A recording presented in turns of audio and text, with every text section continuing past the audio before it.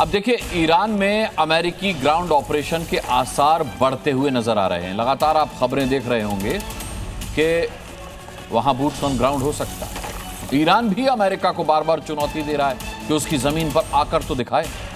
Middle east war अब global economy पर बहुत भारी पड़ती दिख रही है। ऐसे में बहस बहुत जरूरी है। क्यों? क्योंकि अगर ग्राउंड ऑपरेशन शुरू हुआ तो मिडिल ईस्ट वॉर खतरनाक मोड़ ले सकती है। अमेरिका में ग्राउंड ऑपरेशन को लेकर एकमत कोई नहीं दिख रहा। यह समझना भी जरूरी है कि ग्राउंड ऑपरेशन के बाद की स्थिति क्या होगी, सिचुएशन क्या होगी। आप कल्पना करके देखिए कि ये जो जंग अभी हवा में चल रही है, अगर ये जमीन पर चलने लगे तो क्या होगा। ऐसे में सवाल उठते हैं, क्या ट्रंप ईरान में ग्राउंड ऑपरेशन करने की मजबूरी में फंस गए हैं? ग्राउंड ऑपरेशन में बड़ा नुकसान हुआ तो फिर यूएस इजराइल के पास क्या विकल्प बचेगा, क्या ऑप्शन बचेगा? ईरान बार बार ग्राउंड ऑपरेशन के लिए अमेरिका को उकसा क्यों रहा है कि आके दिखाएं, कुछ करके दिखाएं, हम तैयार हैं। जबकि डोनाल्ड ट्रंप बेंड ऑन नीज यानी घुटनों पर दिखाई दे रहे हैं। भले वो ईरान के बारे में कुछ भी कहें, लेकिन ऐसा लग रहा है कि डोनाल्ड ट्रंप चाहते हैं कि अभी यहीं खत्म हो जाए, लेकिन ईरान कह रहा है कि नहीं, ट्रंप झूठ बोल रहे हैं, ऐसा कुछ नहीं है, हम हर हमले का जवाब देने के लिए तैयार बैठे हैं। क्या मिडिल ईस्ट वॉर अब विश्व की आर्थिक तबाही का कारण बनेगा? क्या रिसेशन आएगा? क्या मंदी आएगी? और भी कई सवाल हैं, गंभीर सवाल हैं, जिन्हें टाल ठोक कर मैं अपने मेहमानों के बीच रखूंगा। हमारे साथ कई गणमान्य और खास मेहमान हमेशा की तरह जुड़ गए हैं।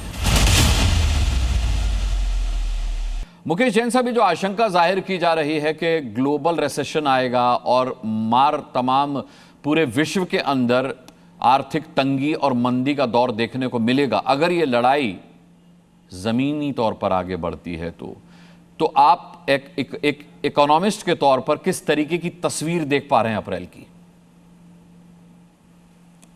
देखिए, अगर जमीनी तौर पे ये लड़ाई छिड़ती है, अगर जमीन पे ये लड़ाई होती है तो इसका बहुत गहरा असर पड़ेगा।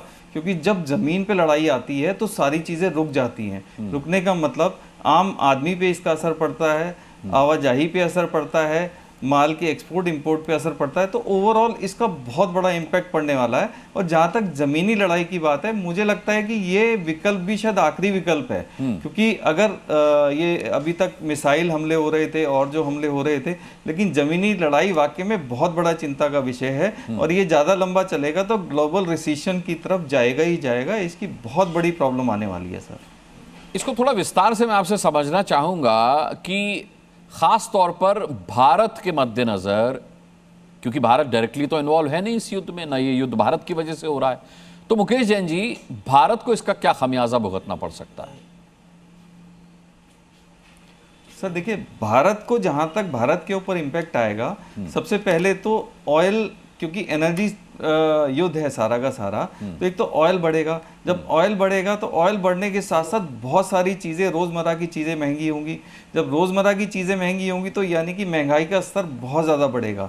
तो इसका असर तो बहुत बढ़ेगा ही बढ़ेगा। आप अगर देखें, इसमें फ्रेट है, हमारा टोल है, बहुत सारी चीज़ें, मतलब मैं बता नहीं सकता आपको कि अगर आप देखेंगे तो पेट्रोल या ऑयल हमारे डे टू डे लाइफ से जुड़ा हुआ है। हमारी डे टू डे की जितनी भी चीज़ें हम उपयोग में लाते हैं वो सब काफ़ी हद तक महंगी हो चुकी हैं। और सबसे बड़ी बात है, रुपए पे दबाव अगर आता है तो आप समझिए कि हमारी अर्थव्यवस्था में उस पर डेंट लग सकता है। तो ये सबसे बड़ी बात है कि हमारे रुपए पे दबाव नहीं आना चाहिए। ठीक है, हमारे रुपए पर दबाव नहीं आना चाहिए, लेकिन इसके लिए क्या कुछ किया जाना चाहिए, इस पर भी हम बात करेंगे।